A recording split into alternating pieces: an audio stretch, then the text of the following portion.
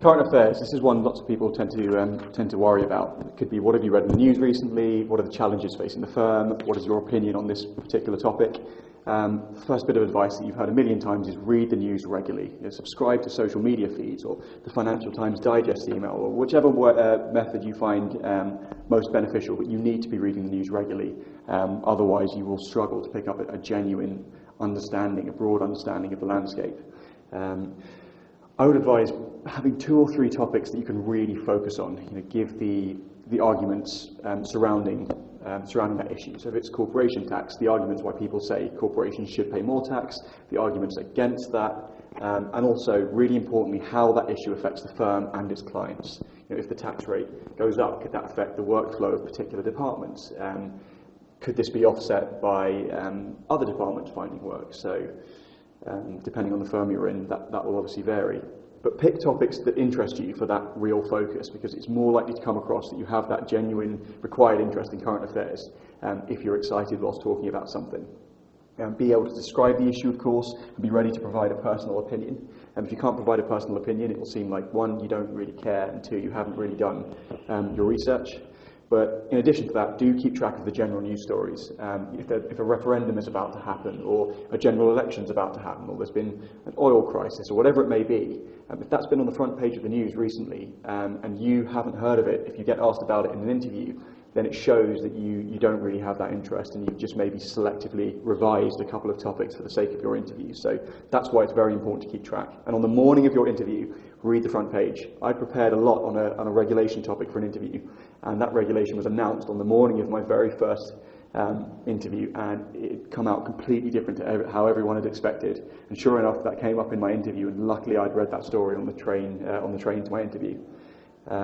Given some examples there of some of the kind of real topical issues that have happened over the last couple of years that you could talk about, and I'm going to pass on. Frida? I don't think he's on here. Okay.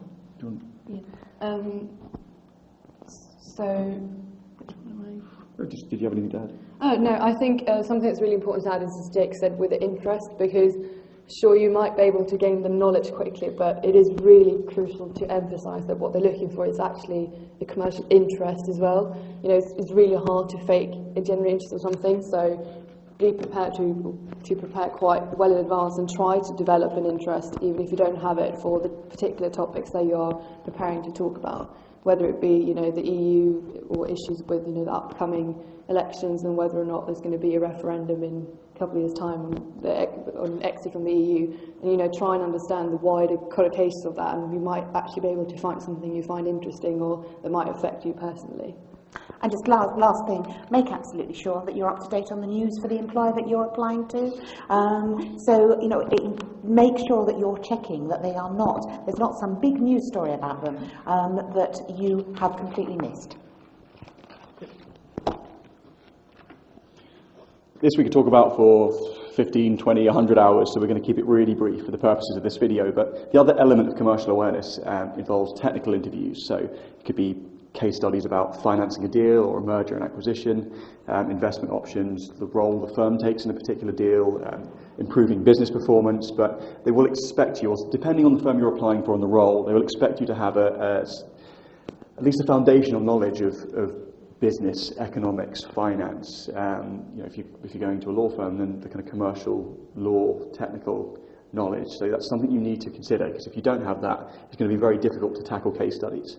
They don't necessarily expect you to know the right terminology, but they'll expect you to have a common sense approach that it will probably be a bit easier if you do understand some of the key concepts. So the firms want to see you apply these concepts creatively. It's not just a case of remembering definitions and regurgitating the definition of a particular concept. You need to really understand them so that you can apply them in that fictitious context. Strong analytical abilities can really come through if you're able to do that. Make sure your answers are well structured. So if you're given 20 pages of information, half an hour to read, all that information, then you've got to give a 10-minute presentation on whether the client should go ahead with the deal. When you're reading through that information, think about how you're going to structure that presentation. You know, it could be a SWOT analysis where you go through the strengths, the weaknesses, the opportunities and the threats that emerge on the first read of that case study.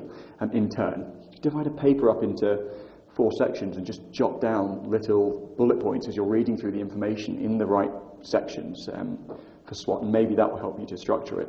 I mean, just an idea, it's going to change between firms.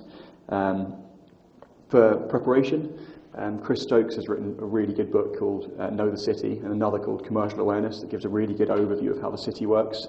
The City Career Series handbooks are designed to give a really kind of concise insight depending on the type of firm to which you're applying some of those definitions and concepts.